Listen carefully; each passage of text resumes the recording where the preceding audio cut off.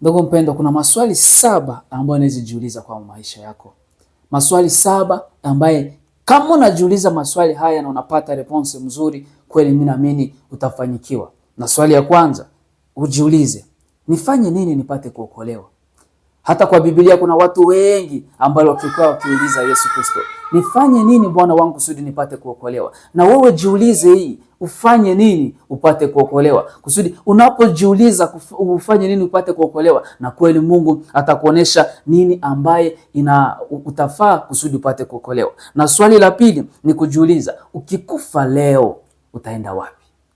Ukikufa leo, eske utaingia mbingu? Ukikufa leo wewe utaenda wapi? Hii ni swali ya pili. Ukisajiuliza swali kama na haya, mimi naamini utategemea Kristo na utajua wapi ambaye siku moja utakwenda na wapi ambaye siku moja utakaa milele. Asante. Endelea ujiulize hii swali kusudi upate kuokolewa, kusudi siku moja ukuwe na uzima ambao usiokuwa na mwisho, ambao unapatikana ndani ya Yesu Kristo. Na swali lingine ya kujiuliza, ujiulize, mbingu ni kweli na jehanamu ni kweli? Ujiulize, shetani ni kweli iko ama haiko? Ujiulize, eske wachawi ni kweli wako ama hawako?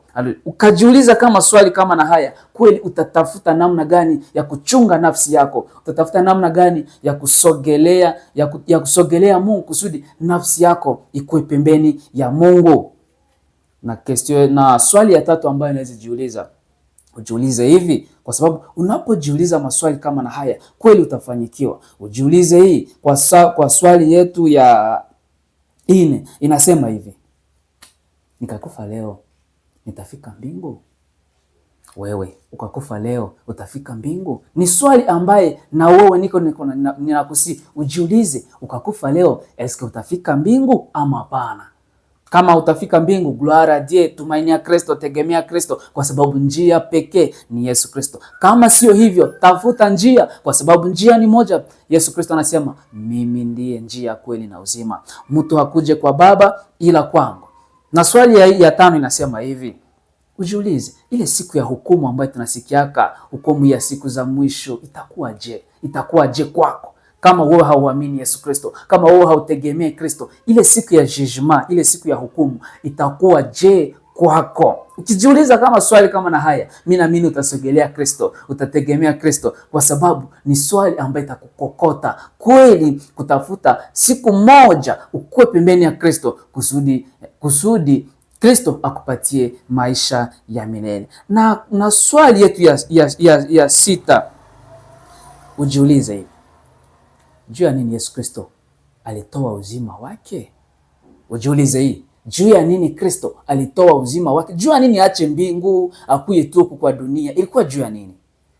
Ujiulize hii. Unapojiuliza swali kama na haya, ninaamini kweli utapata response na utasogelea Kristo, kwa sababu unaposogelea Kristo na Kristo anakusogelea.